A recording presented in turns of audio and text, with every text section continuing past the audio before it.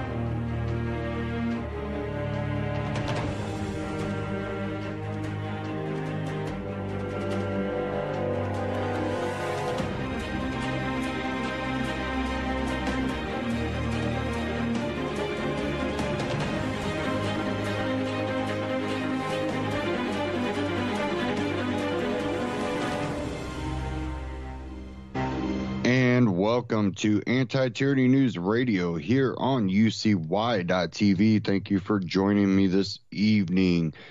Oh, quite a bit of news to dive into, and we'll be getting to most of that real quick here. Just give me a quick second as I get all of this pulled back up here.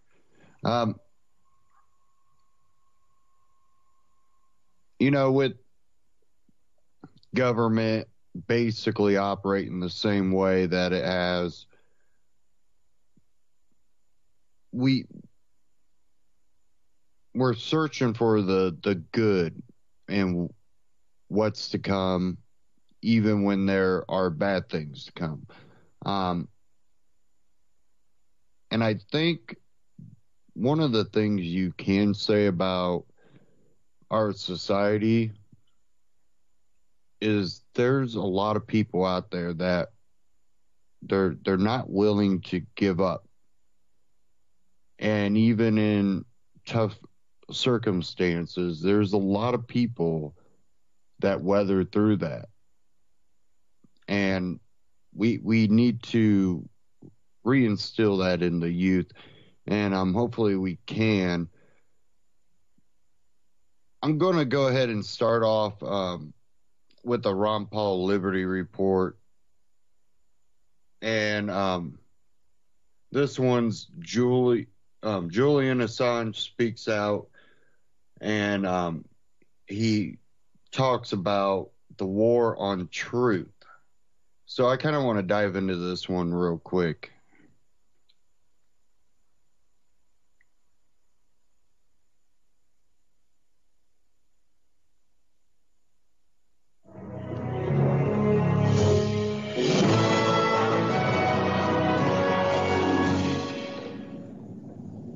Hello, everybody, and thank you for tuning in to the Liberty Report. With me today is co-host Daniel McAdams. Daniel, good to see you. Good morning, Dr. Paul. Good. Daniel, we have a very special program today. Indeed. We're talking with a friend of ours, and he is in London, and he is in an embassy. His name is Julian Assange, and most people know him, but I would like to first introduce Julian. Julian, thank you for being with us today. Thank you, Dr. Paul. It's good to be with you again. Wonderful. Well, your name has been in the news, and I guess that doesn't flatter you too much. You don't need your name in the news, but some Americans were picking on you the other day. They happened to be in government, and one was a CIA guy, Pompeo. He was deciding that they have to find some charges. So far, as I understand, there haven't been any precise charges against you, but they're looking for it, and they've come up with term in order to segregate you from others who are doing the same thing, that is publishing information. They have to find something special to justify what they're trying to do to you. And now they're calling WikiLeaks a hostile intelligence service. And I want to read one real short quote from Pompeo when he came out with this, because they want to find out how they can file these charges. I think really tells you where they're coming from, because it's a very confused constitutional position. Pompeo said that they can't afford Assange constitutional free speech protection. Then he quotes, Julian Assange has no First Amendment freedoms. He's sitting in an embassy in London. He's not a U.S. citizen, Pompeo said. Well, why don't you comment about what he's doing? And I'm sure you understand the American law and the Constitution a lot better than a couple other people have been talking about your case, because that to us on our program is just totally unconstitutional even to discuss this. They're not even have any comprehension at all about what the First Amendment rights mean. I think it's a very interesting and worrying statement by Pompeo. It was the first statement, it's the first speech that he's made as the new Trump head of the CIA. And it's about an hour long.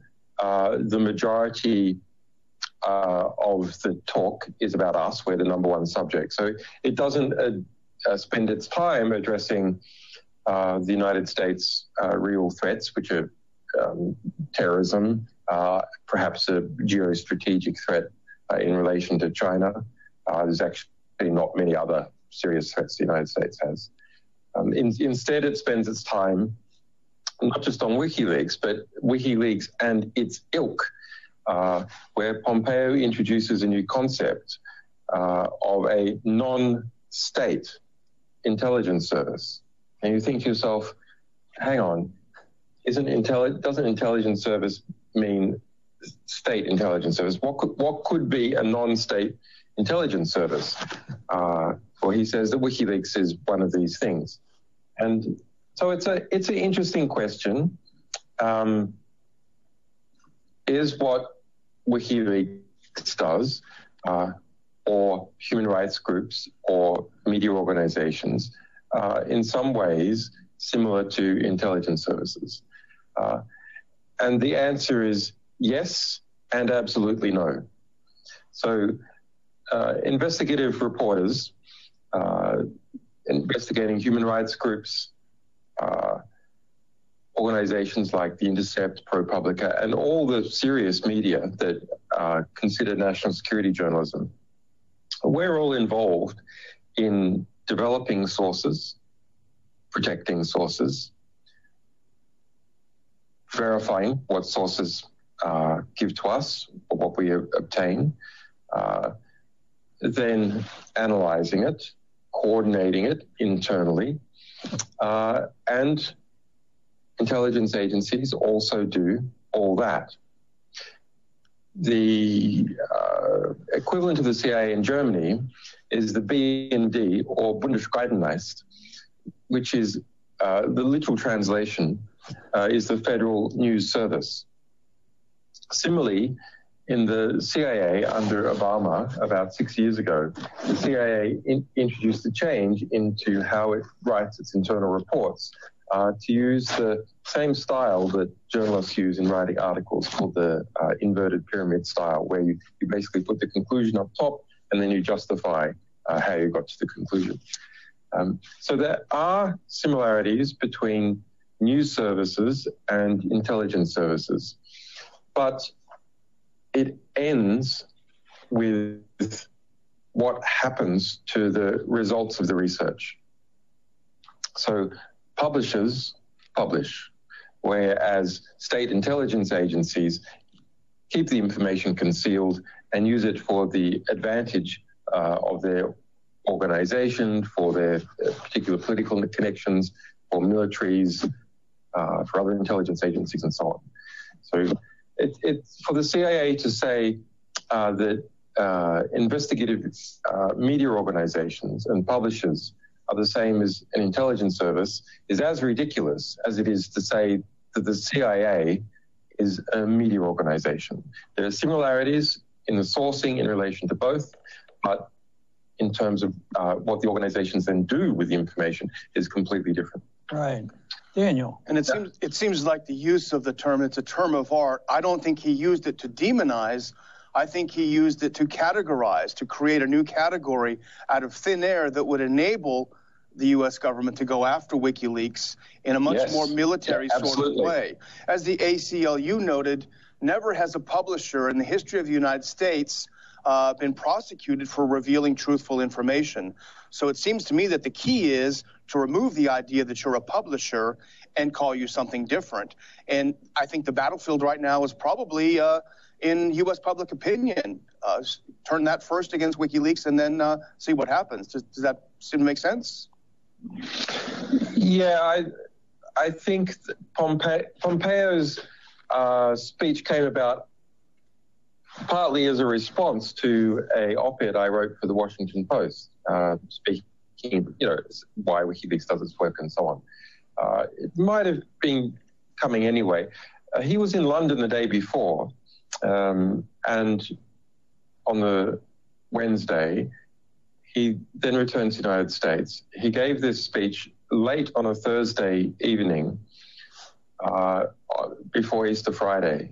So it's actually quite hard to respond to in the media. And from that kind of media analysis point of view was well timed. The CIA has been deeply humiliated as a result of our ongoing Goldstone publication. So this is a preemptive move by the CIA to try and discredit our publications and create a new category for WikiLeaks and other national security reporters to strip them of First Amendment protections by defining the organization as something that fits into existing interpretations. So you can surveil and engage in certain actions on hostile intelligence services.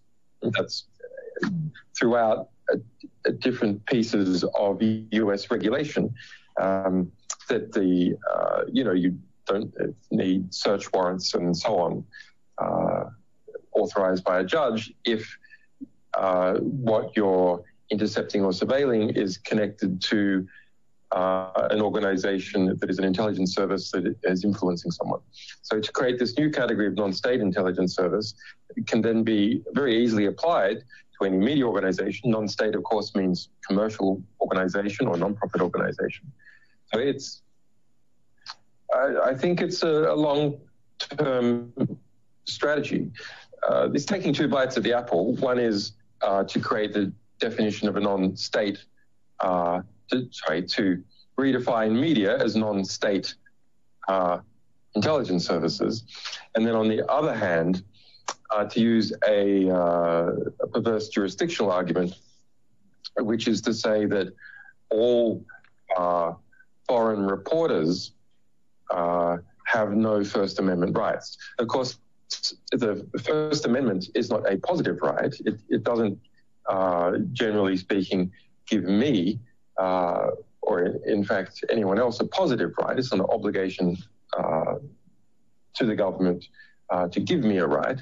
It's a limitation on the government that limits its ability to interfere with freedom of expression or of the press in order to create the necessary environment of debate, public debate, which can stop autocracy developing within the United States. Right. So I've seen a lot of misleading assumptions, and by even some of our supporters, a lot on the kind of nationalist right, going, well, look, we all like you, but of course the US Constitution doesn't apply to an Australian in London. That completely misreads it. The US Constitution applies to the CIA in Langley, Virginia, and every US government employee, and all the actions that they might take in relation to actions initiated against WikiLeaks. And of course, WikiLeaks has lots of American employees. We're a global organization, etc. Right.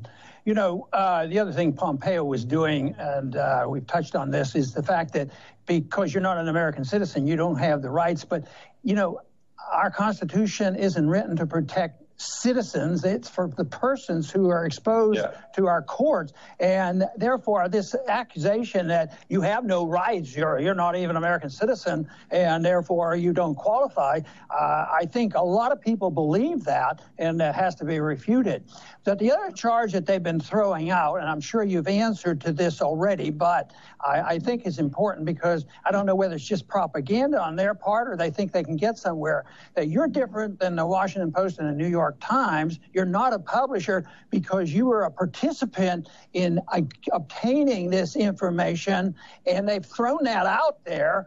But I just want to hear how you answer that charge.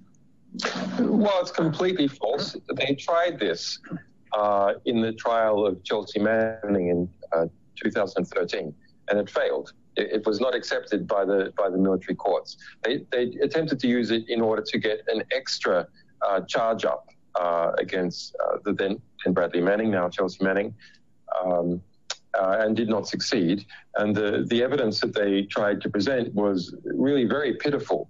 It was that in 2009, WikiLeaks had a web page, and on that web page, we had collected nominations from police, private investigators, journalists, etc., about what kind of documents that they would be most interested in seeing come to the public. So that was called the WikiLeaks Most Wanted 2009. It wasn't something that we had asserted that we wanted. It was just collecting a list of what other people said that they wanted. And of course, that included all sorts of documents. And the US government argued that there was one of the types of documents that was on that page, Chelsea Manning subsequently leaked to us, and therefore this was some kind of conspiracy. So it's really very indirect and didn't stand up in the case. But of course, the average national security reporter is usually engaged in a much closer relationship with their sources, cultivating them over a long period of time, speaking to them when the source says, you know, I heard that this terrible thing happened. And then the reporter goes, well, that's interesting, but can you prove it? Do you have a document about it? And so Pompeo, and it looks like the DOJ, is trying to redefine that kind of conversation that occurs every day between journalists and their sources as conspiracy to commit espionage and therefore outlaw it. Mm-hmm. Daniel. That's chilling. You know, I think, Julian, you mentioned earlier on the strange coincidence of the new assault on WikiLeaks with the Vault 7 releases. Why is the CIA so upset about these Vault 7 releases? Well, I just go back for a little while. You know, in the democratically aligned press, like the Washington Post and CNN, this assault on us by the CIA and apparently the DOJ is being framed as a Trump administration initiative.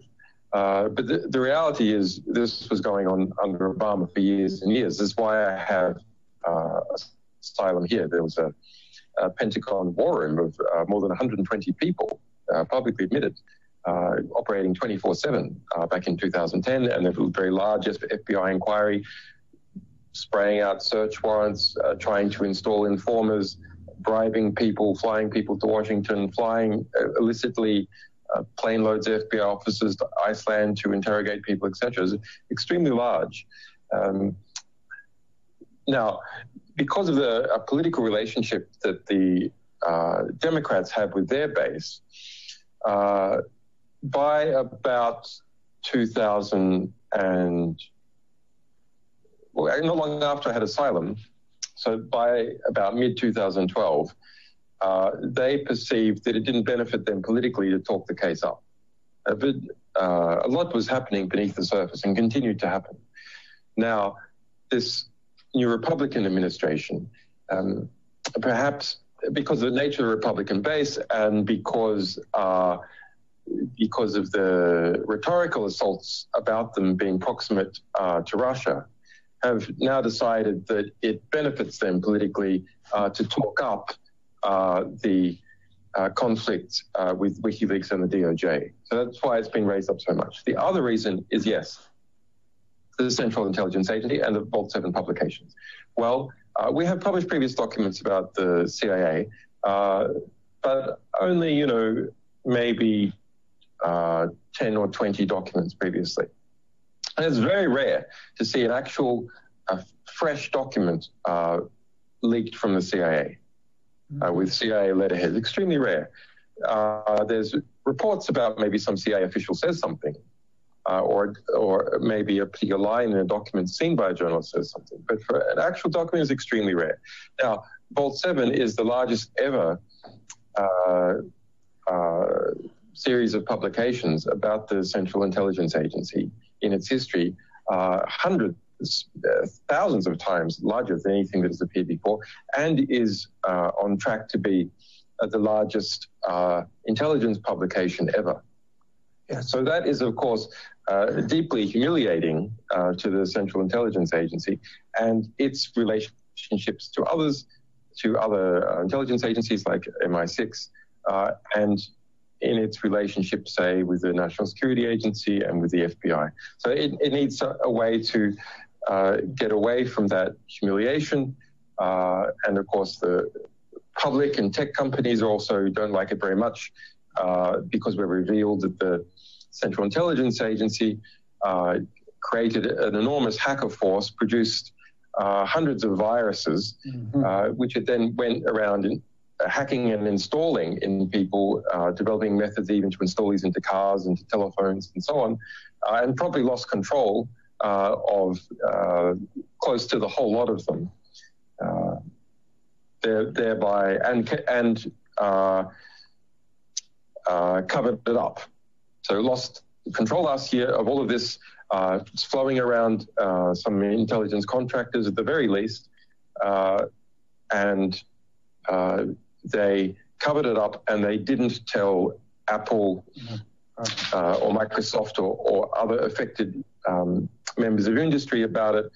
And the public, of course, wasn't told. It's quite interesting if it was also concealed from President Obama. Anyway, so they have quite a lot to be concerned about in terms of possible prosecution of CIA officers, defunding of certain parts, general lowering of prestige. And the CIA is a very incompetent organization. I mean, this is the organization, let's look at it. The CIA is the organization that gave us Iraq, Al-Qaeda, the destruction of democracy in Iran, Pinochet, the destruction of Libya, the effective rise of ISIS, and the Syrian civil war. So this is an organization that goes around engaging in actions which are either deeply incompetent or which, even from the perspective of American power, are counter to its purposes. Julian, your opponents aren't too difficult to understand if you once realize that, from my viewpoint, I don't think they're interested in the truth nor the law. And they are interested in propagandizing a certain position in order to promote some political viewpoint. But, just recently you had an interview with Hannity on Fox, which I found pretty fascinating. I don't know what your opinion is of that, but I thought it was positive.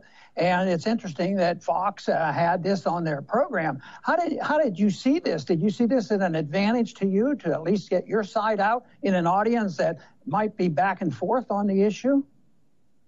Yeah, just like publishing op-eds in the Washington Post is now possible because the Washington Post is lined against the Trump administration, and now we have a conflict in relation to Trump CIA.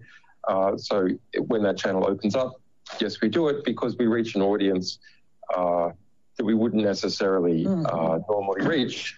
Same with Fox, that certain channels opened up there because of conflicts between the Trump administration and the FBI, Trump administration, the CIA. It looks like CIA essentially won now. So that was important. And I people like Hannity and Sarah Palin have been accused of being hypocrites because they made some negative comments about WikiLeaks before. We published Sarah Palin's emails in 2008. So you could understand why she might have been a bit annoyed. But she said I should be hunted down like the Taliban back in 2010. And a few months ago, she apologized. And is she a hypocrite, or did she learn something and do the right thing? Maybe she's both, I don't know, but I see that as it's something that's positive, regardless of what someone's previous position was. If they have now come to a better position, they should be applauded for coming to that better position. Oh, well, when they come our way, they're learning something. Dan, you have another question? Exactly. We're gonna finish up here in a few minutes, but Daniel has another question. Yeah, I'm constantly fascinated by the relationship between WikiLeaks and the mainstream media in the U.S. And you mentioned the Washington Post. And of course, they've accused WikiLeaks of being, its core mission is not transparency, but undermining U.S. national security, yet they gladly publish your documents. But I think the thing that we haven't addressed yet that I think is very important, and I'm sure you're aware of this, it's the ongoing demonization of Russia in the United States. Anyone who questions the national security state is an agent of Putin. Trump is an agent of Putin. We're all agents of Putin if we don't go along with this business. But the Washington Post, especially its editorial page, which, as you know, has a very neoconservative bent under Fred Hyatt, it talks about WikiLeaks has close ties with Russia's intelligence services. This was proven by the intelligence community's report about the DNC hack. Of course, we know about the DNC hack, that the forensic investigation was done by an organization called CrowdStrike. The Washington Post wrote about that quite a bit. But strangely enough, when CrowdStrike was very discredited a couple of weeks ago, the Washington Post neglected to mention that part. So maybe if you could address these charges that WikiLeaks is colluding with Russian intelligence services. Yeah, it's very mischievous to see that in certain media. That it, of course, is false. But there's no allegation, no official allegation from the U.S. government that there is any evidence of WikiLeaks colluding with Russia, or even that WikiLeaks is colluding with Russia, but they can't find the evidence. That just simply doesn't exist. And in fact, it has been stated multiple times. Barack Obama, in his last speech, said that there's no evidence of WikiLeaks colluding with Russia. James Comey, within the last month, has stated that if the Russians did anything, they didn't do anything directly with WikiLeaks, unlike DC Leaks and Guccifer 2.0. And James Comey, James Clapper, the Director of National Intelligence under Obama, stated just before the transition that the U.S. intelligence community had no insight into how WikiLeaks obtained its publications, when it obtained them, or the sequencing or timing as to how we did our publications. So there you have it, directly from Barack Obama and the head of the FBI and the head of national intelligence, that there's no collusion that they can discern between WikiLeaks and the Russian state. So when you see reportage in the media suggesting otherwise, this is something that is even going beyond what U.S. intelligence is saying. I don't think U.S. intelligence is particularly credible. We all know that they're not particularly credible, and they definitely have an angle that they want to push for their own political and institutional reasons.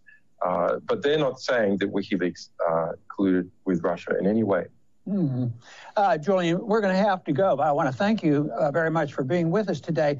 But can you give our viewers any information on where they can get more information, follow what you're doing? Is there a website, or if they want to help out, do you have a suggestion for what they can do for you? Yeah, thanks for that.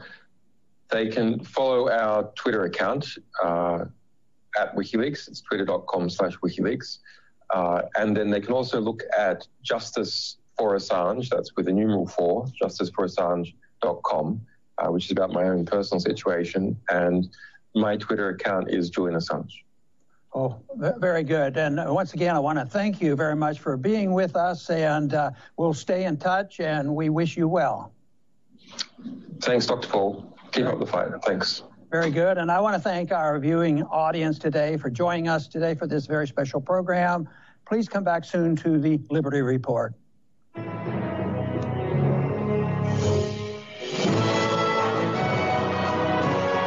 Ron Paul Liberty Report, RonPaulLibertyReport.com, and Ron Paul Liberty Report on YouTube. Check them out. Subscribe.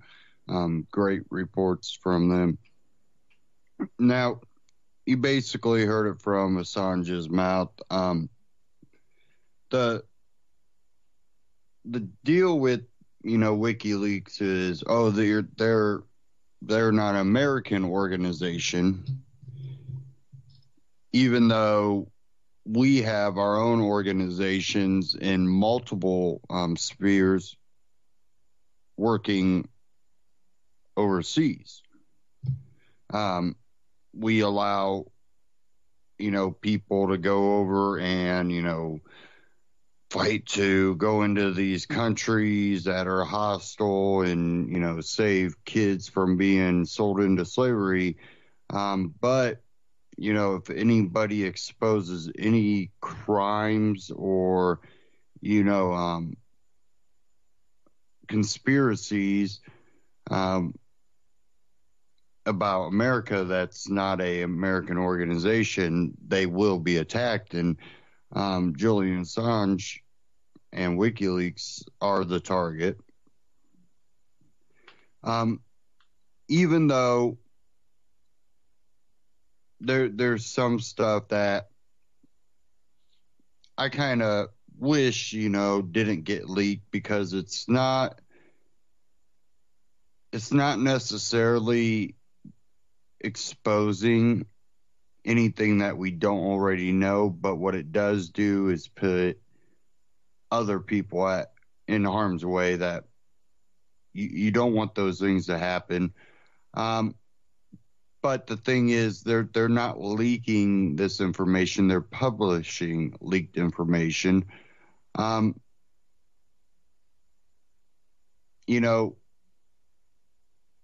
There's elements anymore in today's world that create an atmosphere that has almost called for more extreme measures, getting information out. And I understand what WikiLeaks tries to do. They don't want to be called the people that, only put out a portion of something and didn't put out it in full context. And, people have claimed that in the past. So now that, they do dumps.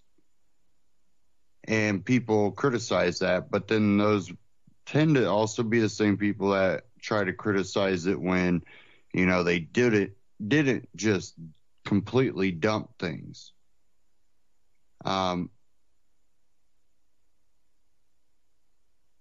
It becomes one of those things that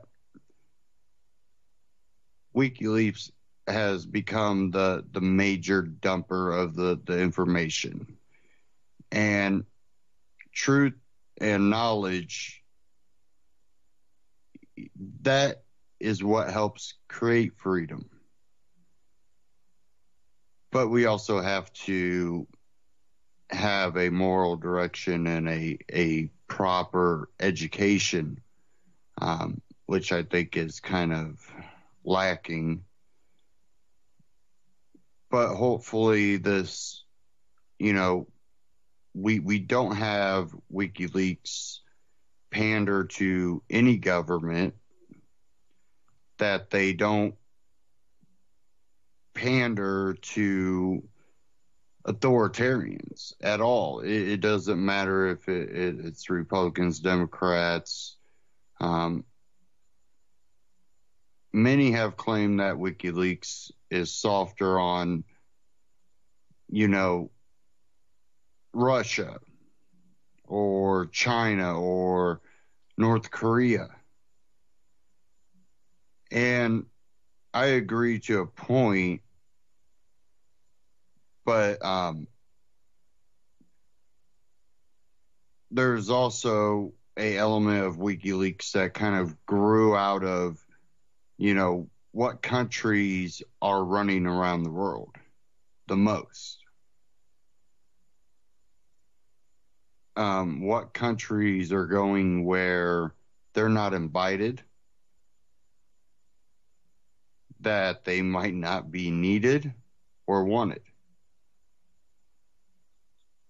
And that seems to be a common thread with WikiLeaks. So they tend to go after the countries that are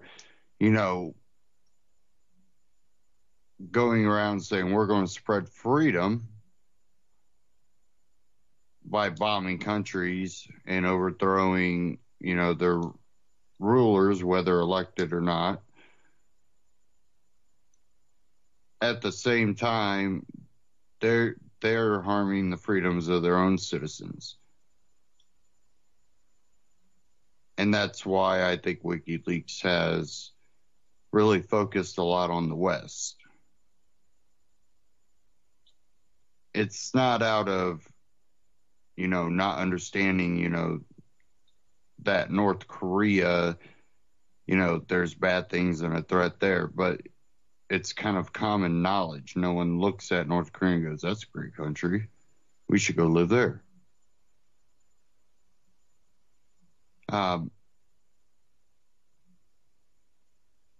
Russia and China. I don't follow WikiLeaks all the time. I do see posts occasionally by them. So I don't know what their involvement in Russia and China is. If they take it easy on Russia, maybe because Russia is not so involved everywhere. And when they are, like in Syria, they were invited.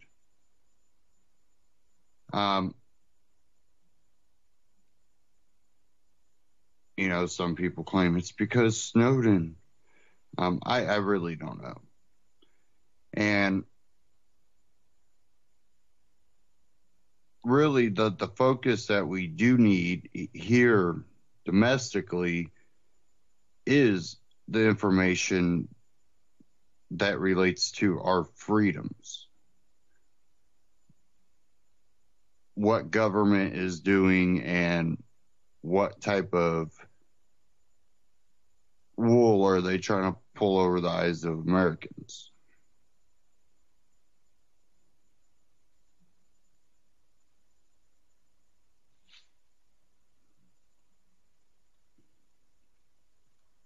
Give me a second here.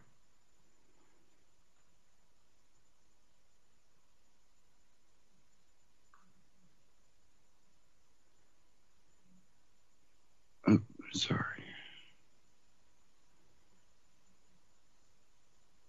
Hopefully that didn't blare in your ear. I don't know.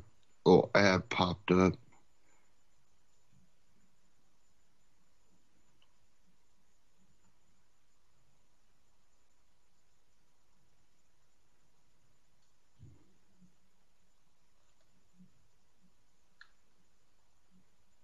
Trying to pull this article up. It doesn't seem to want to come up.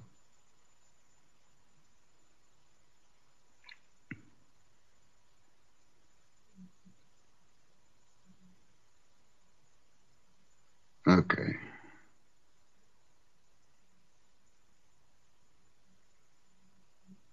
It's starting to load again.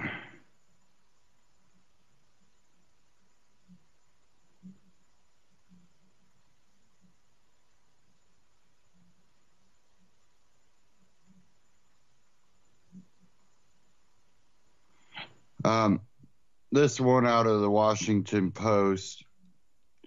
Julian Assange, the CIA director, is waging war on truth tellers like WikiLeaks. And this was by Julian Assange.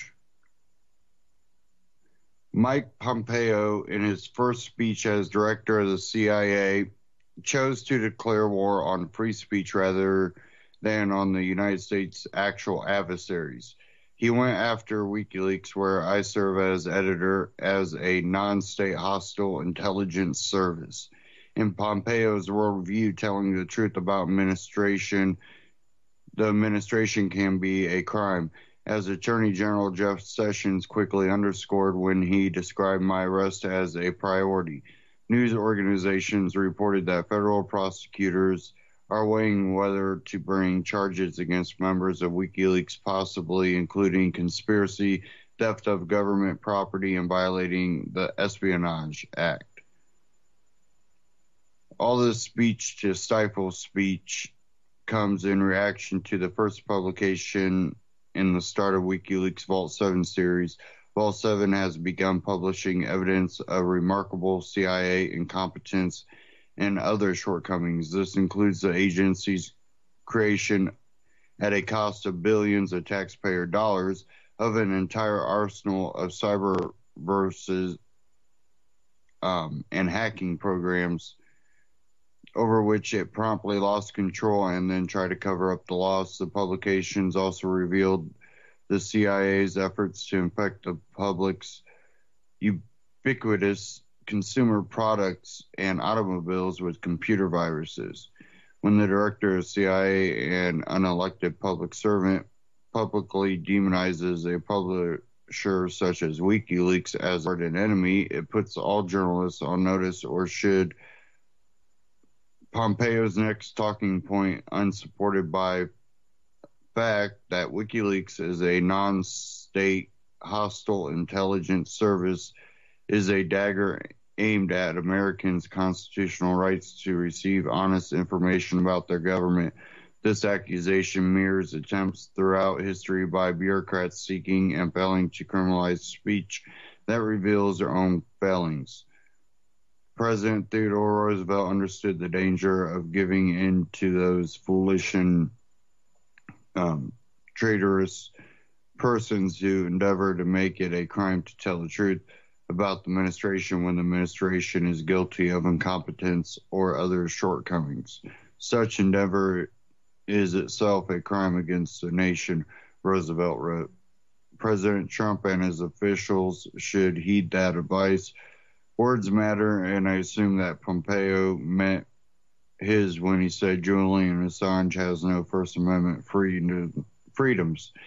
He's sitting in an embassy in London. He's not a U.S. citizen. As a legal matter, this statement is simply false. It underscores how dangerous it is for an unelected official whose agency's work is rooted in lying and misdirection to be the sole arbiter of the truth and the interpreter of the Constitution. Pompeo demonstrated a remarkable lack of irony when he suggested that WikiLeaks focus instead on the autocratic regimes in the world that actually suppress free speech and dissent, even as he called for a crackdown of such speech.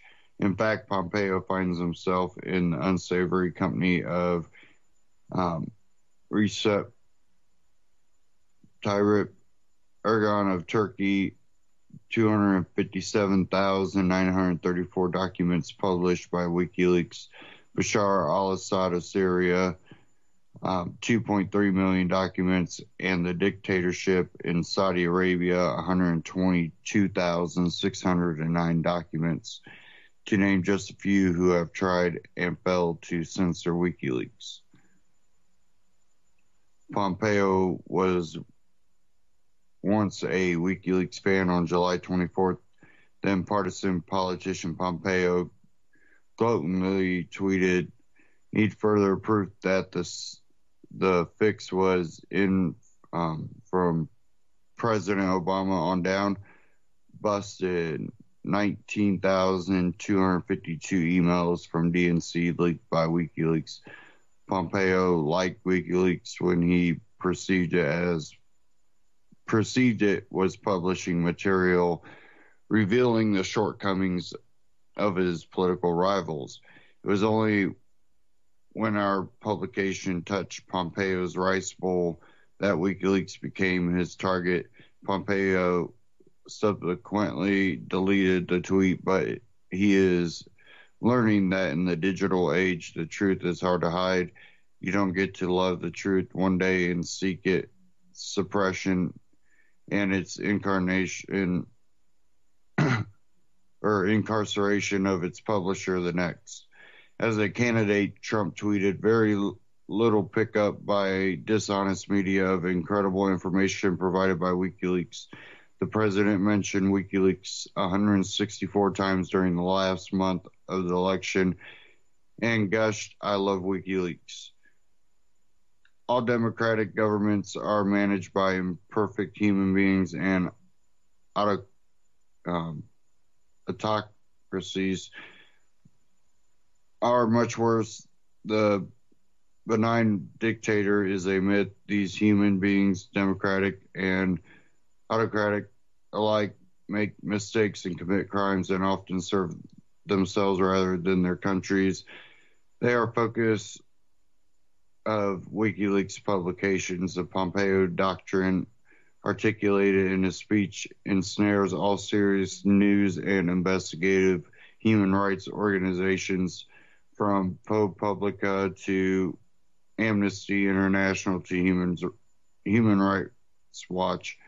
The logic that WikiLeaks or these organizations are somehow intelligence agencies would be an absurd as the suggestion that the CIA is a media outlet. Both journalists and intelligence agencies cultivate and protect sources, collect information, write reports, but the similarities end there, which he basically said that in that interview. Now, we know there's a war on media that's not, in the back pocket of the government, your mainstream media. So we really shouldn't be too awfully surprised about this. But we'll try to follow that and see what happens if they try to draw up charges on Assange or not.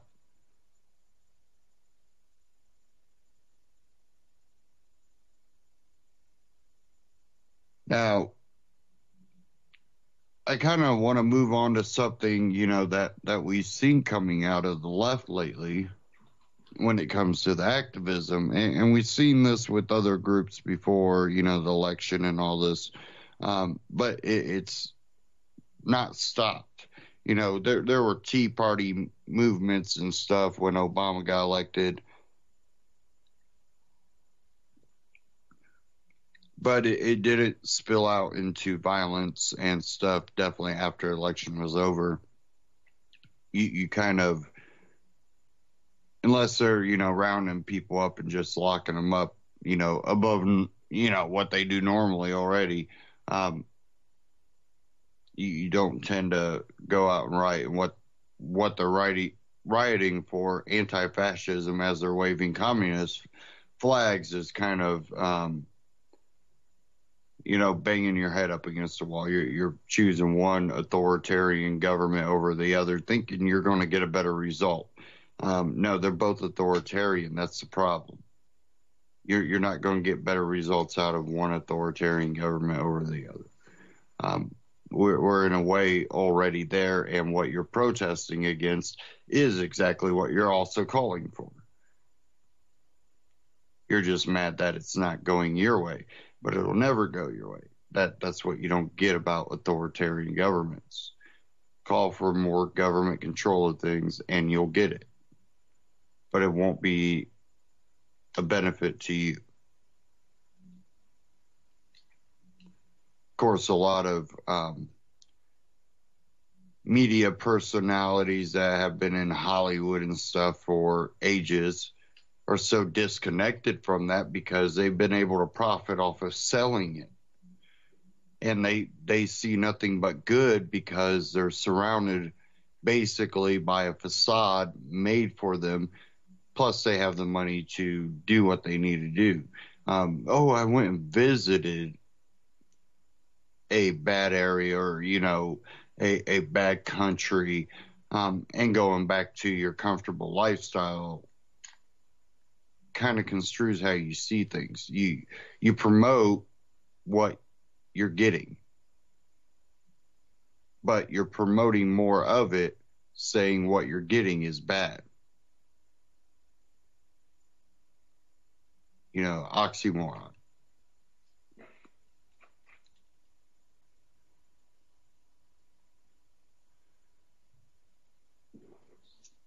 Okay. I have an article here. This one from The Blaze. I'm not sure how we were pronouncing. I heard it pronounced multiple ways. Antifa, which stands for anti-fascist, wants combat training and firearms after losing the battle for Berkeley.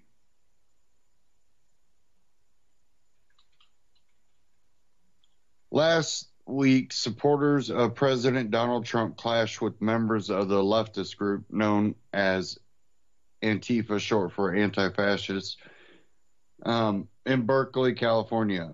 The meeting of the two groups soon erupted in violence, with Antifa using mace, M80s, and various other weapons to attack Trump supporters.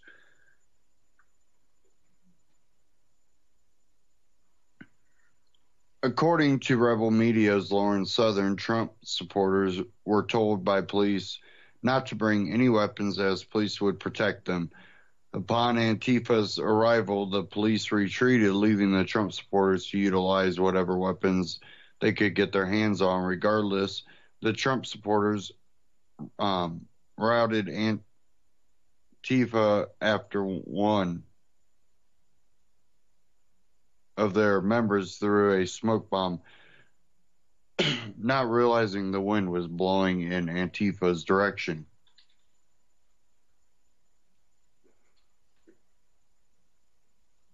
This prompted Antifa members to begin discussion about how they could better prepare themselves for future skirmishes against Trump supporters. In the subreddit r/anarchism, one Antifa member acknowledged the loss and suggested that members find a way to become better organized and better trained. Another member agreed, saying that too many of their comrades went into battle, no combat training, and suggested they start seminars or something of that sort. The conversation continued with suggestions for better equipment, such as helmets and padding over the typical hoodie and face mask being worn. Another person on this r/anarchism thread suggested they rally behind a leader who can organize and direct actions. The conversation soon turned to weapons, however, and one member in particular suggested bringing firearms. Not getting disarmed is a big part of the problem, yes, but we need more than flags and bats. We need to take notes from the John Brown Gun Club and get firearms and training. I know getting firearms in states and cities we have a presence in is usually a hassle. Because they're your areas with your policies that make it almost hard or impossible to get a gun. Hey, but even handguns would help. I would certainly put a psychological element in while holding flashback. Who do you think a fascist is more afraid of? People with only flags and bats, or people with flags, bats, and guns?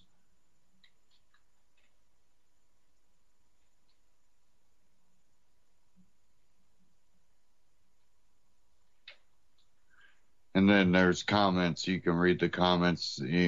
First one, yes, we seem to have lost today. The alt-right had or held their ground. If we want to take action against them, we need to be better organized and better trained. It doesn't help that it's only the far left opposing them. Any Trump supporter can be radicalized far easier than any liberal. I hope we learn from today.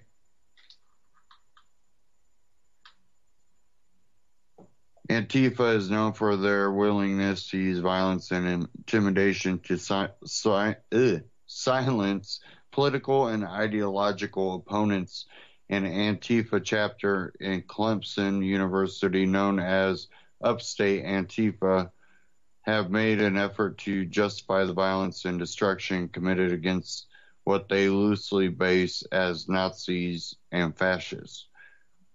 Recently, Antifa members inadvertently turned on one of their own after his mask was forcibly removed, spraying him with pepper spray and hitting him with a skateboard as they retreated from pro-Trump marchers. Another instance of violence occurred while Trump supporters and Antifa were engaging in trash talk. One of Antifa's members used a bike lock to strike a Trump supporter in the head without warning, causing him to bleed a good deal from his scalp. And that was from theblaze.com.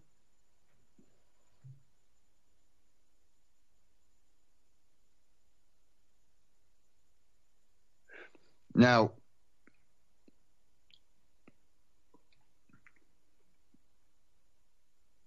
you've seen the rhetoric that came out of the mainstream media when it came to the Tea Partiers. They're racist, they're this or that.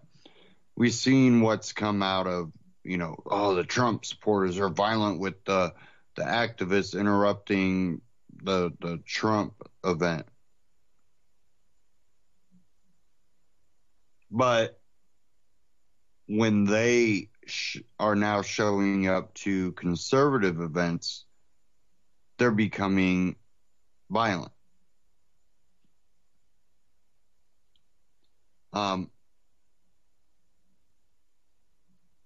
They basically, and they're claim Nazis, fascists, as they are acting more like the Nazis and fascists. They are the ones that are being authoritarian-like, mob-like, thug-like, gang-like.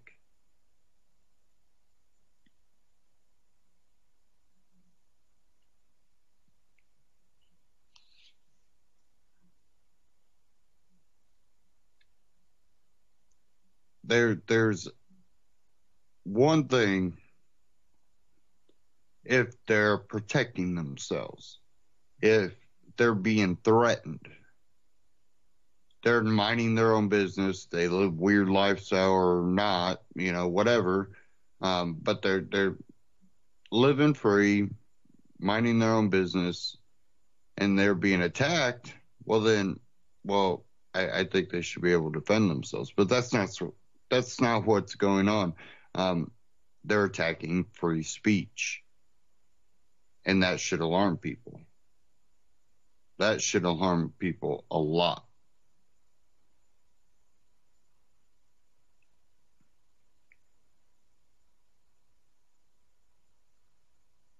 We're going to dive into one. This one's from Stefan Molyneux. This one's actually kind of long, so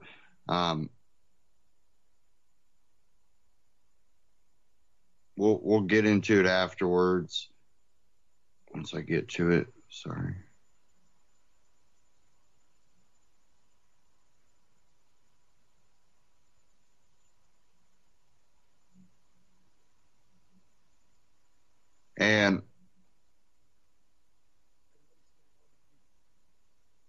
this one's with Jack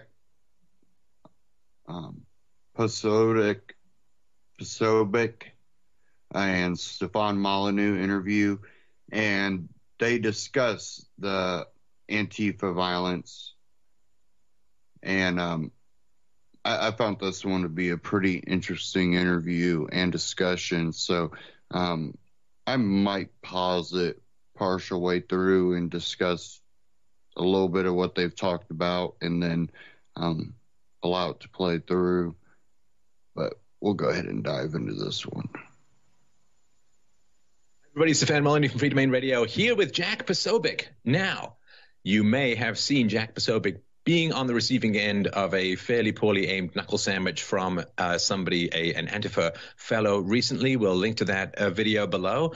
So we're going to start, though, just getting a little backstory for those of you who don't know Jack. You don't know Jack, about Jack. I wonder if you could tell us a little bit about yourself. Of course, for those who don't know, he is a journalist and the Washington bureau chief for the Rebel Media, twitter.com/Jack, POSOBIEC, Jack Posobiec, and the website is therebel.media. We'll link to those below. Jack, welcome to the show. I wonder how you might go about introducing yourself to this audience. Yeah, thanks, Stefan. Happy to be here. Thanks so much for having me on today. Long-time listener, first-time caller. Yeah, I come from by the way of I'm a former political operative in the United States. I worked a lot of campaigns on the Republican side, both at the state level, the local level, for presidentials, to include President Trump's campaign. At one point, I kind of got fed up with all that, so I walked away from it, and I said, forget this, no more politics for me. I'm done with it, because we kept winning and nothing would happen. The Republicans would get in, nothing would change, and so I quit that, joined the U.S. Navy for a few years, and stuck in that, was doing that, got out of it pretty much around when Trump came in, so stayed in the reserves. But when Trump came around, and I said, there might actually be a chance that we can do something here. And I felt compelled enough to want to throw myself into that. So that's what I did for about the second half of 2016. And then my exploits seem to have opened new doors for me back in the media field. So here I find myself working in D.C. for Rebel Media. And it's just been a lot of fun, and just kind of, following the ride wherever it goes at this point. Yeah. So you went from apolitical to political. Gosh, I wonder what that's like. I wonder if I might someday experience that, say, in my own life. Actually, I already have. So what is, the big story at the moment, of course, and you want to show people your Luke Skywalker hand, as you refer to it. Yeah, I've got it there. They've got it's really good. The microchips and the crystals all go right in here, and you just power it overnight. It's cool. It's great.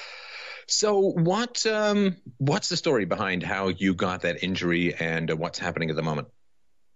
Sure. So latest update is that I went down to an Antifa event that was going to be happening yesterday in D.C. Now, there's been a lot of these groups in D.C. in the past, but they haven't specifically been Antifa. It's just sort of been this hodgepodge of rebellious youth and sort of holdovers from the 60s and 70s that never really outgrew the hippie phase. And they were causing a lot of violence around the deplorable, around Trump's inauguration, and just random acts of violence throughout the area. So today, or I guess yesterday, was supposed to be their big coming out and saying, we are now Antifa DC. So this was supposed to be their big rebranding effort, and they were holding what they called a block party, believe it or not, at George Washington campus, right down probably just a few blocks away from the White House. And so I thought I'd go down and cover it to say, hey, you guys are the same people that sponsored violence against my event, the Deplorable. You're the people who sponsored violence in Berkeley. You have a history of violence with this organization, Antifa. And so why, right? Why are you committed to this violence? Why won't you disavow this violence? Why do you perpetuate it as a means of getting your political motives, your political agenda across, right? So in the midst of doing that, immediately as I got there, they started screaming Nazi at me. You're a Nazi. You're a fascist. And I'm surprised you guys even know who I am. But apparently they already know that they think that I'm some sort of Nazi or something. I'm trying to talk to them about all this. And then at one point, a gentleman in a bicycle, I'm not much of a gentleman, about the same height as me, tattoos everywhere, the neck, the face, screams, "Where's the Nazi? Where's the Nazi?" They all point at me and say, "There's the Nazi. There's the Nazi." He runs over and attempts to sort of punch, interestingly enough, not me in the face, but he attempts to hit my camera, which I think is kind of telling, because I've got, as I usually do, I've got a camera going, I've got a stream going, I've got some friends across the street or nearby that've got cameras going. So we try to film everything, right? So I thought it was interesting that he tried to strike the camera to stop the evidence, the communication getting out. Then he pulls away, immediately screams, "He hit me." Police come over, arrest him. Anti-Fi comes over because he was screaming racial epithets and he was being disruptive, and this was self-defense. But this is a white guy, right? This was, as far as I could tell, he looked pretty white to me. I mean, I never met him before. So I'm not sure exactly what racial epithets, not that it would justify anything, but what racial epithets would you be screaming at that would even give a cover for some kind of violence? Doesn't make any sense. But I guess it's just a scream of racism is what they've got, right? Right. So I showed the video for the police officers. They look at it. I posted the same video to my Twitter account where I think the last thing I actually say is they're saying, "Get the Nazi." And I said, I'm not a Nazi. And then he just swings, out of nowhere. I wanted to pause it there for a second. Now they go off of a playbook, and whether it be, the Occupy movement or, a lot of the movements that you've seen on the left, the Black Lives Matter, there are basically scripts that they go by. When you're involved in this circumstance, this is what you yell, scream, or whatever. It's a common characteristic that you find from the hard left activists. And they use this to try to turn you into the bad guy. So no matter what they're saying, they're coming from a good place.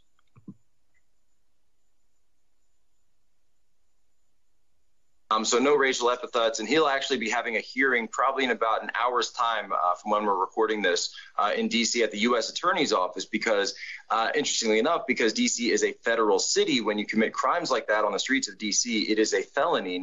There is no local jurisdiction for that. It goes straight to the federal level. Right. And one of the things, of course, that is very vivid about this video is because he punches the camera, it literally looks like you're getting punched in the eye when you're watching it. I mean, there is a sort of Cobra Strike vividness to it that is really quite compelling. And I don't think people realize, Jack, that if you are a non-leftist, and this is extreme, I hate this extreme phrase, Le Pen, extreme, far right, massive, but I don't think people really understand that it is risky. It is physically dangerous to attempt social gatherings, to attempt public speaking if you're not on the left, or if there's any way they can credibly attach the sort of hysteria label of Nazi to you, that there is a significant amount of physical danger in public speaking in America at the moment. And it is something that's really, really hard for people to grasp, but I think they really need to focus on it, right? Because there's, the theory of the right of free speech, and then there's the practice of the right of free speech. And, as far as I'm concerned, if you disagree with the speaker, sure, come on out, ask the tough questions, hand out leaflets, you can protest, come and you can't disrupt. That's not fair. That's not reasonable. But I certainly support the right of people to disagree vociferously with those around them. But yeah, the moment you step the line to pulling the acid attack and the deplorable that was being planned, or pulling fire alarms or punching people. And actually, the guy who planned the acid attack at the deplorable was present there on the street, and you can see him in the video. So something that we hadn't picked up on earlier, but going back and watching the film, I think a few people pointed out. They said, "Hey, wait a minute, who's that guy in the windbreaker off to the side?" That's actually Luke Kuhn, the guy who planned the acid attack on the deplorable, who wanted to put acid basically into the air filtration systems. He had purchased tickets to an event that my mother was at, my father was attending, my brother, my girlfriend, everyone was coming. And he's actually on probation right now. And it looks as though he may have broken his probation by attending this event yesterday. So we actually kind of inadvertently caught that on this tape as well. And they seem to think that that this idea of violence to them is is part and parcel of just moving along their agenda. That there's no difference between, lashing out against somebody rhetorically or with ideas than there is with fists, fisticuffs. And I went, someone alerted me that their Facebook page earlier in the day, I had posted something on Twitter. Hey, I'm headed down to George Washington University. I'm going to, if anybody's around, come on down. They actually took that tweet of mine and took my image and my name, posted it to their Facebook hours before the event and said, come down to see the fascists. With my name right on there. So I sent that all over to the police, but it looks like it may be something where this may have been a setup. They were trying to set me up in order to get me, to come out. And then, there's people there that are smart enough to know not to be the one to throw the punch, right? But you set up all the factors so that, someone will throw the punch. And then you can say, oh, it wasn't me, but look, this guy did it. But then they get what they wanted eventually with, somebody getting hurt or somebody getting hit. But, in this case, it didn't work out that well for them. The guy, hit me, but I didn't even drop the phone. They sent a featherweight at Jack Posobiec, and you got to send a heavyweight if you're going to Jack Posobiec. Well, the thing is, too, I mean, if they can get this general confusing melee going, then that gives free license to the mainstream media to say, mysterious clash erupts at, pro-Trump or whatever it is, right? They never say, right. Trump supporters or free speech supporters attacked by black-clad violent gangs. What they say is, there's this mysterious clash between these two groups. Who knows who started it? But, they're just – and they get to muddy the waters that way, whereas this one is very clear. I mean, you're standing there and the guy comes up and the verbal abuse followed by the punch. There's no real way to spin that as well, we don't know how it started. We don't know what happened. It's like, well, you were out there speaking freely and someone came up and punched you. Yeah, and so that's something where, I saw how they covered the Berkeley events, and that's something I was trying to follow up with Antifa. But if you look at any of those headlines, it's Trump supporters, alt-righters, neo-Nazis. You never see anything about the leftists that are the ones that – no, hold on a second. The Trump supporters were the ones holding the event. These people came to disrupt the event and cause violence. It wasn't the other way around. This time around, I came to their event. I did.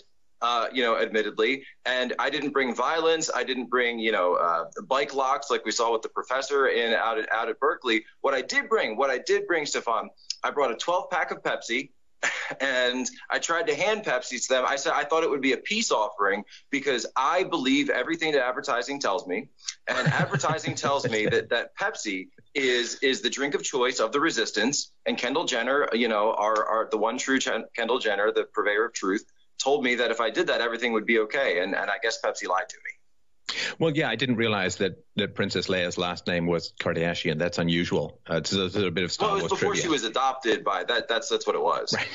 Right. Now, you've done a little bit of work into the history of these kinds of groups. I wonder if you could tell people what you've learned. I have. And so that's something where, they've been out, since, even early 2016, back in 2016 at the DNC. My brother and I were there covering things, and they were the Bernie supporters, and there was also Antifa, and the Bernie supporters kind of pushed away from Antifa. So we don't want to be associated with those guys. Those guys are crazy. They burn flags. They, shop at the ISIS wardrobe department, and we don't want to be associated with them. So looking into it some more, I found that they actually came around in the 1920s. The term anti-fascist, and I lay all this out in a video at Rebel Media, it came from antifascismo, right? And that's an Italian word that came up from the Mussolini regime in Italy, saying that these are the enemies of fascism. What they were, though, was these international sort of combat units that were founded by Leon Trotsky, of all people, as a way of going in and subverting and undermining political systems in countries for communism to then come in on the backs of the violence. So the USSR, the Communist Party at the time, was funding these groups, Antifa, in Germany, in Italy, in other places around Europe, to make it look like they were destabilizing the system. And so to create this idea that the legitimate government, whatever government was in power at the time, should then be overthrown. And I wanted to pause it there again and say, this is why I say it's so important that we don't let, someone that agrees with us on certain things grow government, make government more powerful, because eventually we can have these people like Antifa get in and push into power communism, and they will do it by the means of, the Trump administration, by using their violence to get the Trump administration to get rid of, constitutional rights. And they'll get people on Trump's side to agree because they feel threatened. So we have to be very careful. Back to this clip. That this new communist, right? And then the Communist Party would come in and say, oh, well, we'll take care of these guys. You just come and support us, and we'll get rid of these people, and we'll get rid of those idiots that couldn't deal with them. So that's really what they're looking for. And the people that are, involved with Antifa today, they don't even realize this. I went up and asked them some of this stuff, and I said, do you guys realize that you're being played by people like George Soros, by people like Trotsky that have been doing this in the past? They want you to be committing violence. They want you to be the useful idiots, so that then they can turn around and say, oh, look, Trump couldn't take care of this, or the government couldn't take care of that. We've got to be able to come in and push more laws, more legislation, or different political parties in this case, in essentially the kind of hoax that's been going on for almost a century now. Well, and I literally thought at the beginning, before I realized what Antifa was, sort of anti-fascist, I thought it was anti-FA, anti-First Amendment. I just made that complete mistake, although that could arguably be a more accurate description of their modus operandi. I think it's about the same thing. And there's that quote that fascism will come in the form of anti-fascism. Well, of course, Nazis are, I guess we'll go back to the Blues Brothers movie when I was a kid, I hate Illinois Nazis. Nazis, of course, in video games, it's the one group, of course, that is outside any kind of discourse. Now, obviously, National Socialism, no sane person has a particularly positive view of that kind of movement, but this, of course, is they would pick on the least popular people and try and arouse popular sentiment against those least popular people. But, of course, the whole point of having things like the First Amendment, freedom of association, freedom of assembly, freedom of speech, the whole point of that is, of course, nobody cares about I like my cat speeches. I mean, the whole point is the challenging speeches, the speeches that really offend your sensibilities. That's exactly what it's for. And this idea that we can just paint an entire group as so demonic that we can just unleash all of the demons of violence against them. That's how these principles get broken. And we have to defend, even if there was a genuine Nazi gathering, as long as they're not using violence, they need to have the right for free speech, because if they lose it, it's a slippery slope to everyone. Exactly. I mean, it's look, you want to have a platform, give a platform. I tell people that I'm the only journalist out there that's interviewed both Richard Spencer and Rosie O'Donnell, within the span of a week. And I'm all about that. I'm all about saying, look, you have a platform. Tell me where you're coming from. Tell me where your beliefs are. Let's hear what you have to say. If people think you're an idiot, then they're free to think you're an idiot, right? That's part of freedom too. That's part of freedom of speech, and have that out there. But when you have people now coming in and these Antifa groups are putting up memes saying like, we beat them before, and showing a picture of a Nazi being stabbed with a bayonet, and we'll beat them again, and then showing somebody in, a Make America Great Again hat with a Pepe pin being stabbed with a bayonet. Now you're demonizing the other side. Now you're turning them into, it's the same type of propaganda, hilariously enough, that Goebbels would love. This idea of demonizing your opponent, demonizing the other in the argument in a ways that you can commit inhuman acts to them because, well, they are already inhuman in your eyes. Well, the hypocrisy of the left, which generally focuses, as you're right, on being inclusive and not alienating other people and trying to understand other people's point of view and so on. I mean, I've seen the left try to sympathize with ISIS and so on. Arguably somewhat worse than Trump supporters. and this idea, of course, that you can just, create this demonology and then unleash all the violence you want against that demonology. This is how this kind of violence spreads. And what happens, of course, is it does become a self-fulfilling prophecy. Because if they say, well, the right is so evil, they're going to use violence, and then you keep attacking people on the right, when they gather together peacefully to discuss ideas, to exchange thoughts, then of course, as we saw with the Battle of Berkeley, at some point people are going to say, well, I watched Revenge of the Nerds too, so to speak, and I'm tired of being pushed around, and they're going to fight back. And then it's like, aha, you see, we told you they were violent. We were right. And from a security perspective, one thing that we'd look at in my military training is you talk about de-escalating, defusing situations and defusing stuff like this. But now we're seeing there's videos out there.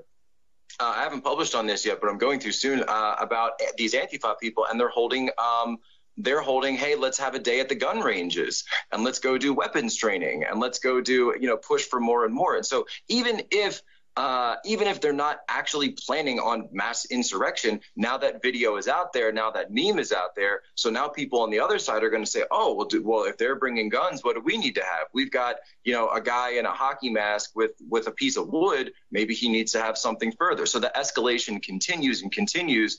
Now there's groups coming out there saying, and at the same point that you made, if you don't have security, if you don't have people that are there to protect you, if you don't have people there as a group, now I know that I've been targeted. I know that other people have been targeted. It's going to continue. So where does the escalation stop? Where does it stop? And you get both sides to say, okay, we disavow violence. And that's why in the video, there were a lot of people that said to me, they said, Jack, you're a Navy guy, you're a big guy. Why didn't you go and just, give him 1-4 and crack him down in the street and get his bike and start hitting him with it? And I said, look, man, the minute I do that, number one, that's illegal because he had already disengaged me at that point. And if I'm chasing him down the street, now that's not self-defense. Now that's me assaulting him in the street. He's disengaged. Number two, now I'm doing what they want me to do because now they can say, oh, look, here's Jack Posobiec beating a guy in the street.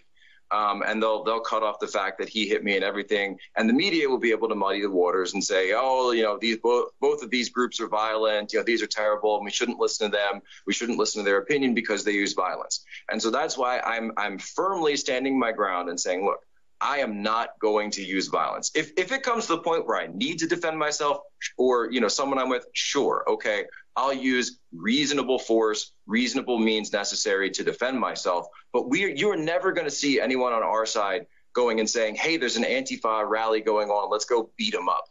You're never going to hear that. Right. And of course, the irony of these groups portraying Trump supporters or free speech advocates as Nazis suitable for beating is that, of course, as you pointed out, the last time, at least in the West, I guess outside of the 60s, but the last time where this became a huge social problem was in the 20s and the early 30s in Germany when the National Socialists were fighting with the communists over the future for Germany. And so if you're going to portray yourselves as Nazis, as Nazi fighting violent people, the people you would most identify with, in my mind at least, are the feral communists in Germany in the 30s. And the moment you start substituting fists for words, as you point out, where on earth does it stop? And there do seem to be significant indications that after the Battle of Berkeley, there's a lot of doubling down from these aggressive groups.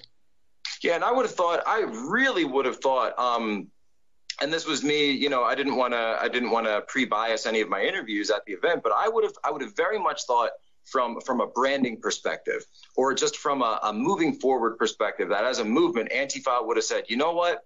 That Battle of Berkeley got way out of hand. That portrayed us in a way that does not convey our message. That's not the road we want to go down. We would rather be seen as intellectual, and we stand against Trump for, all of this litany of reasons, and here's our manifesto, and fall back on that. But you didn't hear that. You didn't hear anything like that. You didn't hear anything like that they wanted to disavow the violence or move away from the violence. Instead, it was, we just need to be better at the violence, or we need to be able to beat them better. It's almost like their same the same thinking of, if we can just get socialism right next time, then it'll work. If we just get the right people. I've actually had the Socialist Party international Twitter account has been trolling me pretty much all weekend about all this stuff, the same way that they've been trolling humanity for about the past 200 years. And I don't even understand it because it's like, guys, this isn't going to work. This has been tried. I don't know how you can't see this. I don't know how they're like Dory, like Dory in Finding Nemo with the memory problems. Well, that one didn't work because it wasn't real socialism. So let's try this again because that didn't work because it's real socialism. So let's try it. Anyway, we know how that We just have to explain it better. We have to be better at the violence. If we can just be a little bit more violent than them, then we'll win. No, you see, now capitalism has developed a consumer-friendly version of the internet. And so now socialism plus internet, every time there's a new technological development, they think that stapling that new technological development onto socialism is going to magically transform it into production. Because, the internet totally solves the price communication. Problem. Right. So I think that there are two, and tell me what you think. I mean, you've been more on the front lines than I have. But there are, to me, two fundamental reasons for this escalation. I mean, outside of the fact that people who use violence are just very bad at debating. I mean, that's a confession. That's that. When I was a kid, like if you get into a big argument with some friend of yours and he bursts into tears and runs away, well, clearly he lost the argument, and that's not and it's the same thing. If someone like escalates violence against you, initiates use of force against you for speaking your mind, it's because they hate what you're saying, but they have no intelligent way to respond. And that is, to me, it's a confession of intellectual impotence, which, when you have to get something done, but you can't do it through words, then, of course, you're going to do it through violence if you're not willing to give up your goal.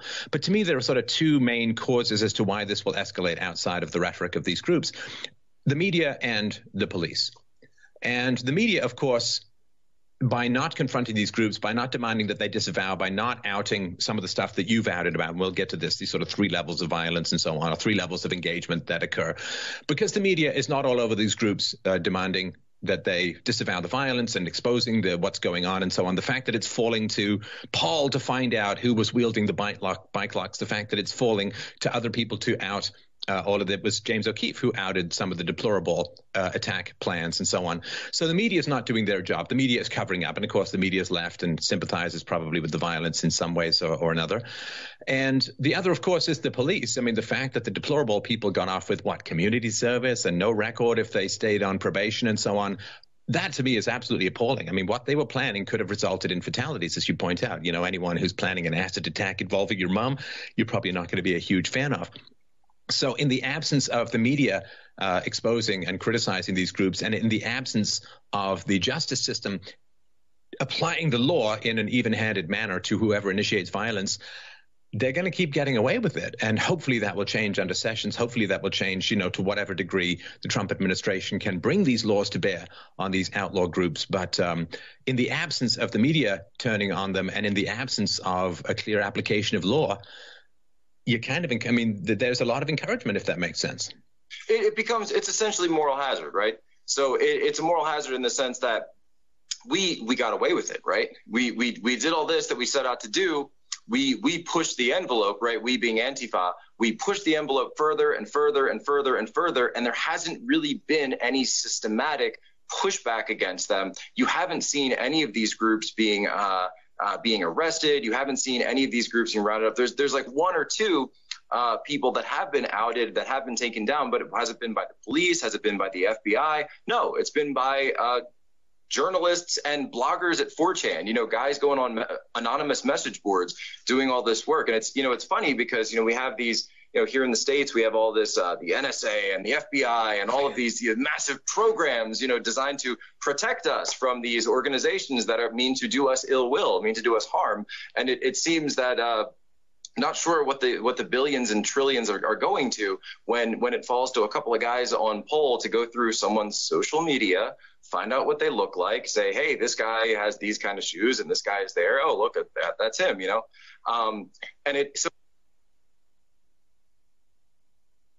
But remember the Mayak report. Remember when the Tea Partyists were the possible domestic terrorists were the Tea Partyists in the Mayak report, Ron Paul supporters. But when we see the violence, media, mainstream media has kind of covered up and whitewashed it. My question is, what exactly are the FBI doing when it comes to these groups? We hear so much talk about the alt-right and white nationalists, and okay, you can talk about that. That's fine. But I haven't seen them committing violence. I haven't seen them being committed to perpetual acts of violence or escalating acts of violence. This group Antifa, though, you mentioned it, and I break this down a little in my video, is they call for these types, they call them direct action. And it's a tactic that's stated on their blogs and in their rhetoric. And they actually, I was surprised to find some of this stuff spoken about so freely. You just go to their websites. Crime Ethnic is one of theirs, where they kind of talk about these tactics. And they have these 3 levels of Antifa, basically. They call it red light, yellow light, and green light. So the reds, they're the people that are willing to go and commit violence. They're willing to commit theft, anarchy, arson, assault in this case, right? Interesting color choice, Jack. I just wanted to point out that the reds are, anyway, I get it's a traffic light thing, but yeah, okay, go on. Yeah, exactly.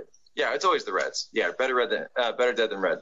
But then the yellows are the ones are complicit in it, but are not willing to commit the acts themselves. So the way I look at it is the yellows are more sort of running the reds. They're the ones that are sort of directing and orchestrating things, but not actually committing the acts themselves, right?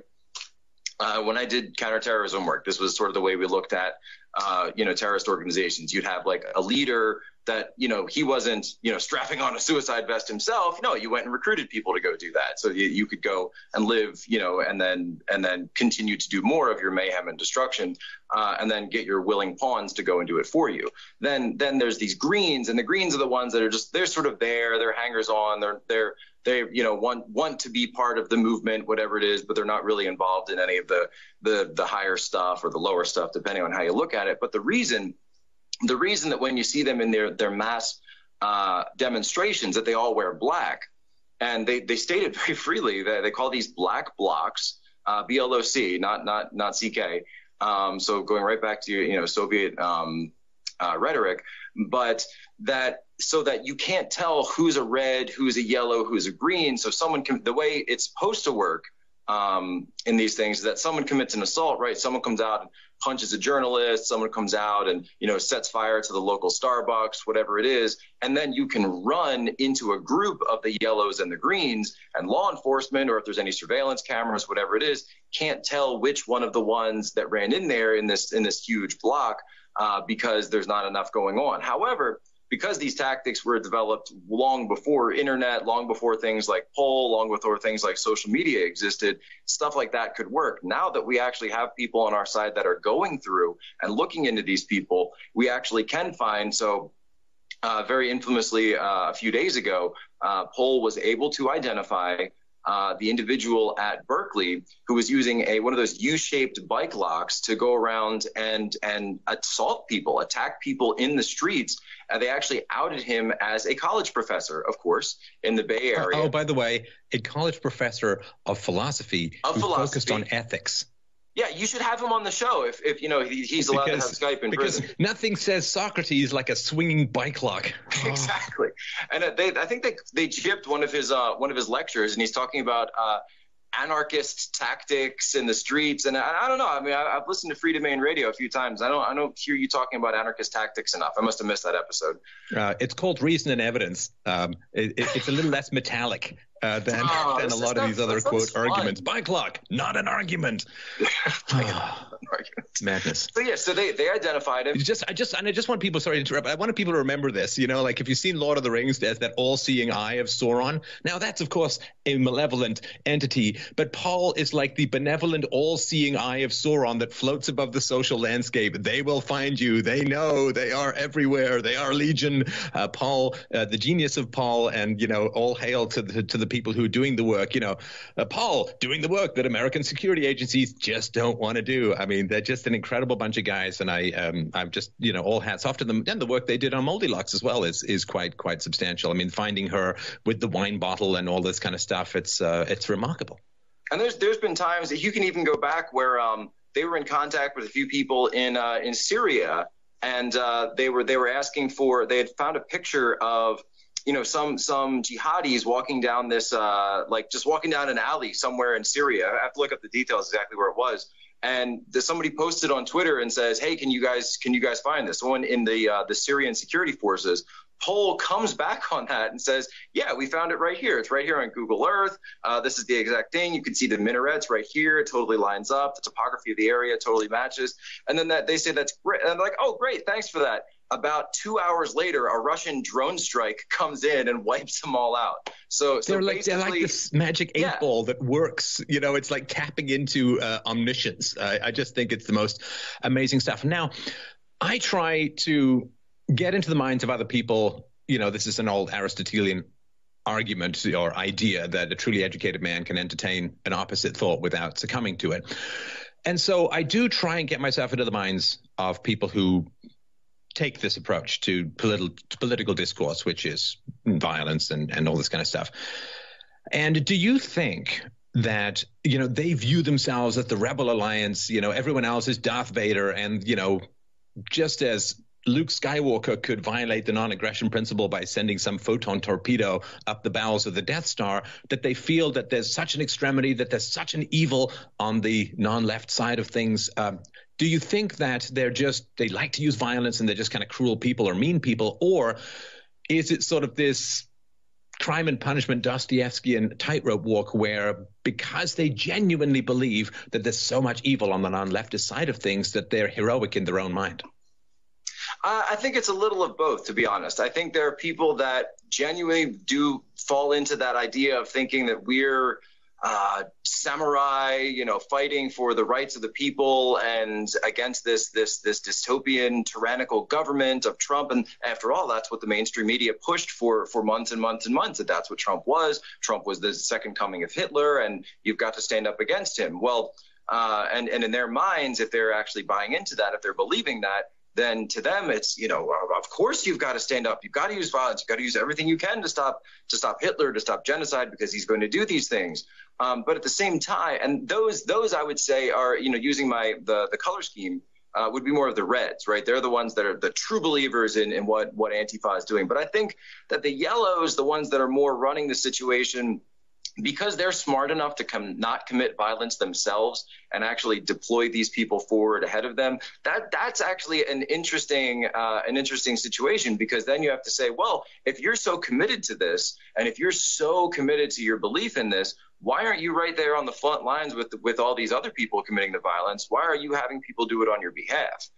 Do you see yourself as a general, or is it because you know that it's kind of all just, you know, a game, that it's all being facetious? Oh, no, I know. Sorry to interrupt. I know what they would say. They would say, listen, you don't send the genius cryptographer who's breaking the enemy codes to the front lines to take bullets, because he's worth more than a whole bunch of foot soldiers. So the intellect is what counts, and it's not everyone is about the fists, and the coordination and the planning and the intellectual and ideological understanding is. I mean, I'm sure that there would be something like that, because there's something along that, right? And so then you've got someone that's thinking themselves into delusion, which we may see, you know, that's we call it the Louise Mensch syndrome. Someone who's thought about something and focused on something so incredibly much that they've gazed into their navel so much that they fell in.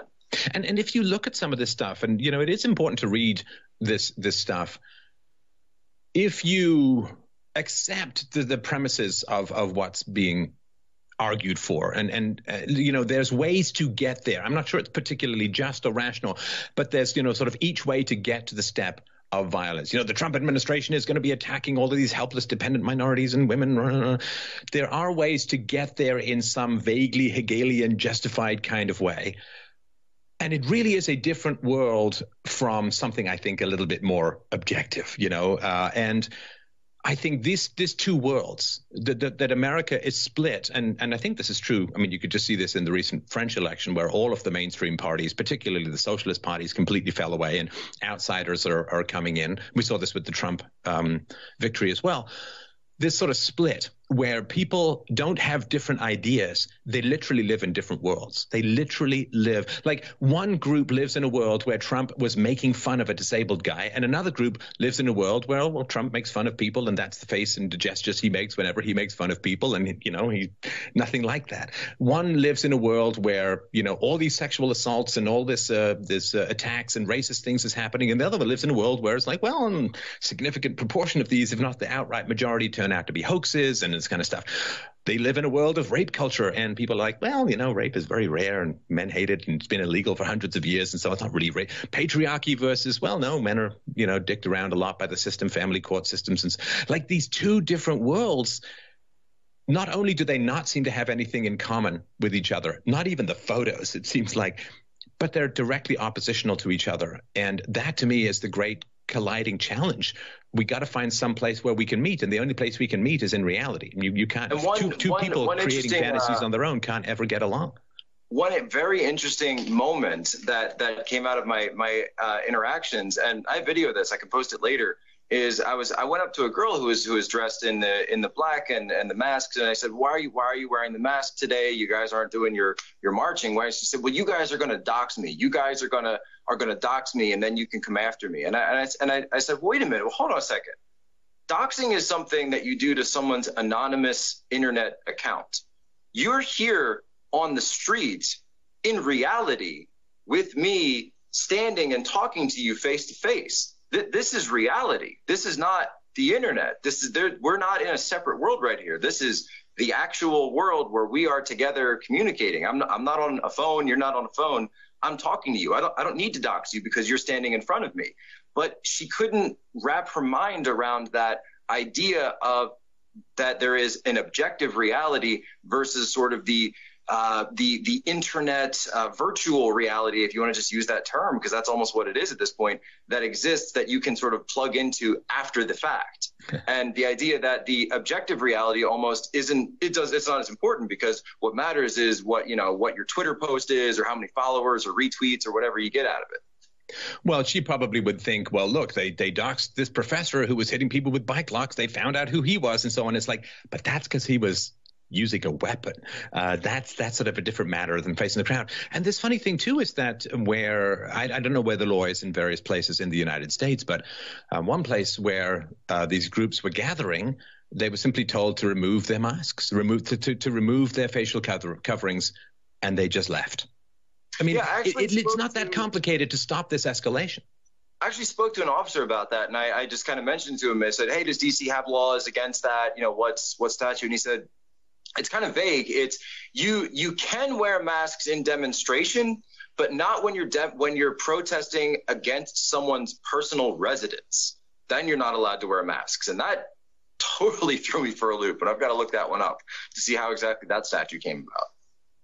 So where do you think this is going to head, Jack? I mean, you've got some war wounds from these conflicts. We've talked a little bit about some indications that there's going to escalate. And this is the problem for me. Sorry, I'm going to ask you a question, then go on a tiny speech. I apologize for that in advance. No, not you. If you've watched this show for a while, you know that's not entirely rare. But this is the problem, is when you take rhetoric to the extremes of like Nazi, genocidal, like when you throw your rhetoric that far out, how do you back down? How do you de-escalate when you've brought Hitler, Nazi, genocide into the conversation? You've basically signaled ahead of time that all compromise will be moral weakness, that any compromise of any kind, any de-escalation is going to be appeasing Hitler. I mean, and have we not seen that kind of with the mainstream media by whitewashing, the whole Berkeley thing and really blaming it on the Trump supporters because they won? We've seen a lot of mainstream more, some of the top liberal alternative, what you might call alternative, even though a lot of them have been linked to people that are not so, independent of the system. They claim that, the Trump supporters violently pushed Antifa back, or, they claim that somehow the Trump supporters were to blame for this, or they just name call them. They have to whitewash it because they can't admit, that they were wrong by demonizing Trump the way they did. Now, whether some of their their expectations of Trump come true. We'll wait and see. I'm not a Trump supporter. So I come from, in a way, a neutral side, but I'm a free speech supporter. I think both sides have a right to protest, but when it became violent over disagreements, it just, if your side has such a good argument, you shouldn't need violence to get it across. And look how quickly Ron Paul rose back in 07, 08. Look how many people from many different spectrums came to support him. And of course, the mainstream media demonized him at the same time, wanting his advice because he was so right on the housing bubble. Same with the Republican Party. They were not going to let him even get to speak on stage unless he endorsed Romney. Kicked out delegates. At the same time, had the best farewell video talking about how he's uncorruptible. Finish up this clip here. Once that rhetoric comes out, it needs to be so strongly opposed, of course, unless you found Hitler, in a vat, his brain, electrically controlling the armies of Venezuela. Like, okay, fine. Then you can say Hitler's brain is still alive in a fish tank in Venezuela. Oh, good. We have a show title. But once you bring that rhetoric to the fore, it seems like, how can you possibly back down once you've got Nazi Hitler genocide going? I mean, there's no possibility. And that, to me, is the big concern. The rhetoric is paving the way to this continual escalation. Well, I think there's two tactics that can be used. Number one, of course, is just the basic application of the law from getting, right. Yeah. Talk about that. Like, you enforce the law.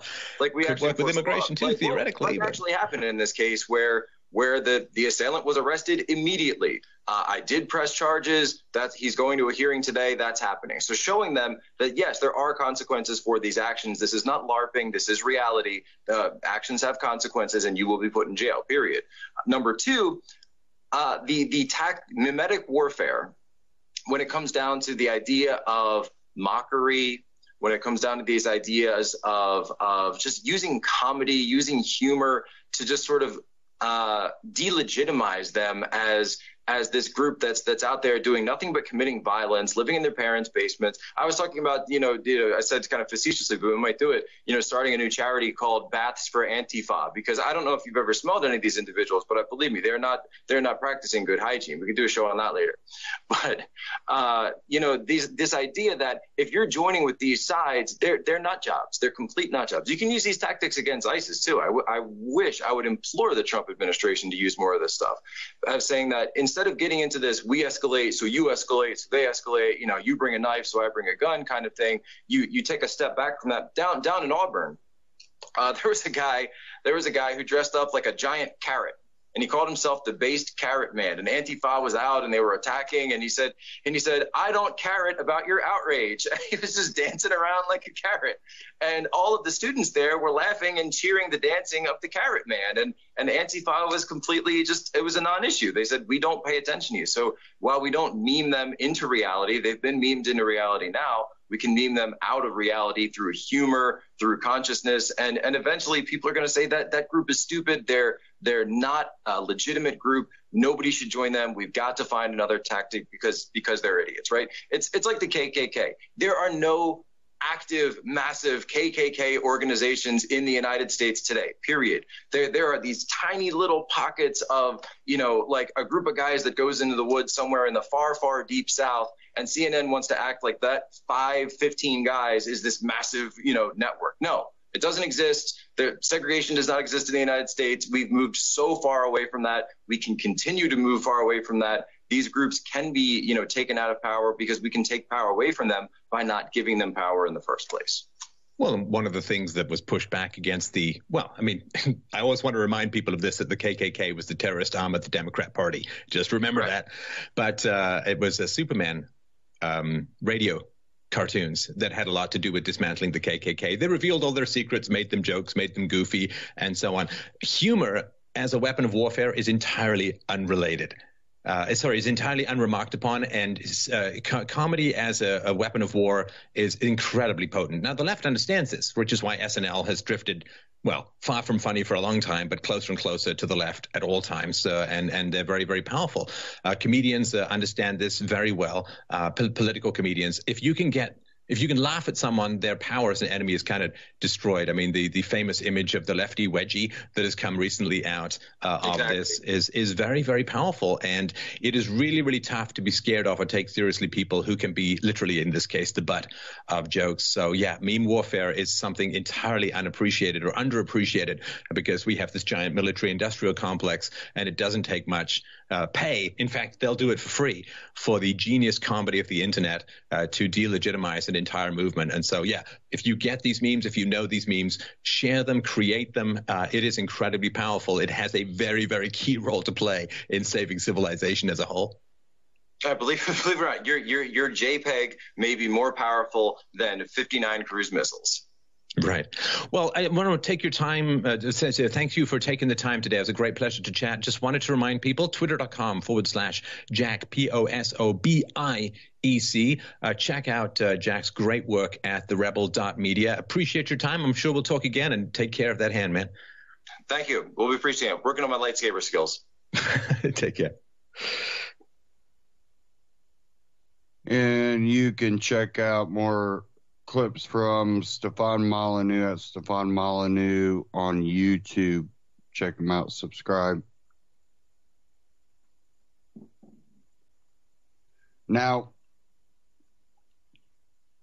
the problem we might run into here is for both sides to continue to escalate this. And like I was saying, you allow this to get escalated, and it becomes one of those things where constitutional rights start getting, put down by martial law. They decide, hey, you know what, this is out of control. Let's suspend the Constitution and implement martial law.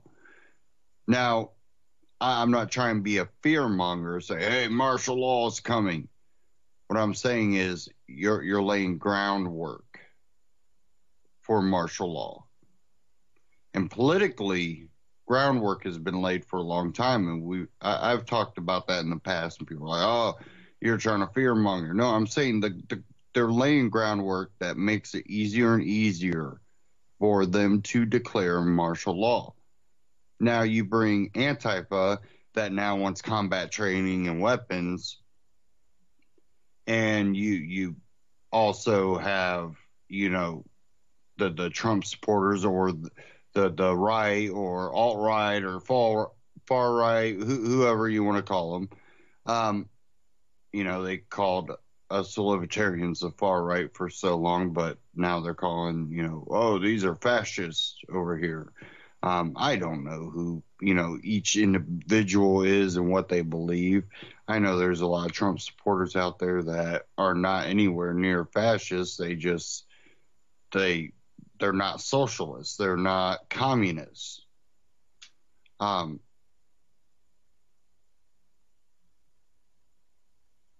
You let those both elevate to a point of riots and violence everywhere. Definitely when it starts hitting a crap load of universities where the kids are, and there's, innocent, 18-year-olds just left mommy's home, and they're caught in the middle of all this. You don't think that you're not going to have parents all over calling for martial law, definitely in these areas.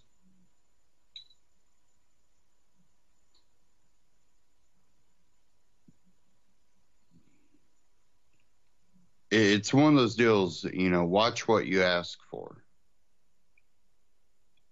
These lessons, you know, these were lessons that were taught to a lot of us that are older. You know, the whole genie in the bottle. You know, you ask for you get 3 wishes, you ask for certain things, you get what you ask for, but not the way you ask for it. And you don't like the result. And that's basically what's happening. So again, you know, watch for this stuff to escalate. And then you start bringing in all the foreign conflict that we'll get into next week that's going on. Well, one way to de-escalate that is, well, send a whole bunch of kids off to war. Could that become a possibility? If we truly get involved to a point that it becomes World War III, that does become a possibility. And again, we'll really get into the foreign conflicts. Usually I cover that, but we'll get into that next week and where we stand by next week. Apparently, North Korea has done another ballistic missile test that went on while we were on air, or at least I got the update about that. But again, we'll get into all that next week. But I would urge the left and the right not to allow themselves to get pulled into this conflict, because if we allow it to escalate, and you know the Trump supporters or the Antifa, the last of the Antifa that might have a little bit of independent thinking going on, look at what you might be laying the groundwork for. Both sides need to be able to have a voice, but we have to put an end to the violence, because neither side will get what they think they want.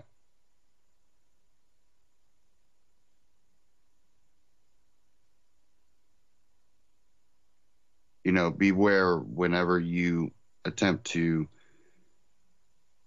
call on government to solve an issue, to control something, to bring order.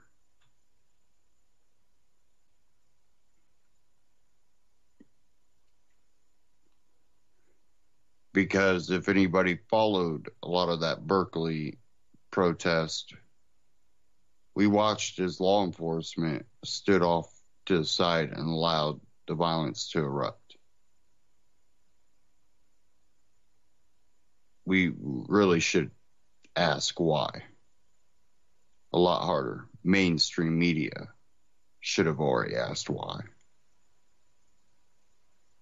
I want to thank everybody for tuning in tonight. Stay tuned here to UCY.TV. Great broadcast coming up after this. And don't forget to go to UCY.TV. Scroll down the bottom, click the Amazon button, shop Amazon through UCY.TV.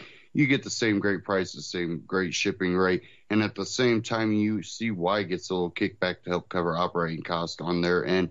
And don't forget to go to antityrannynews.com/metal. Check out Amagi Metals, my choice for gold and silver. Great price and same great deal. And we get a little kickback to help cover our operating costs on our end. And again, thank you all for tuning in tonight. Again, next week, I really want to get into the foreign, conflicts that we're in and where we stand to a possible World War III. Not saying that it will happen, saying what all would have to play out for this to grow into something like that. North Korea plays a integral part in that. So we really have to beware of what steps we take. Stay tuned.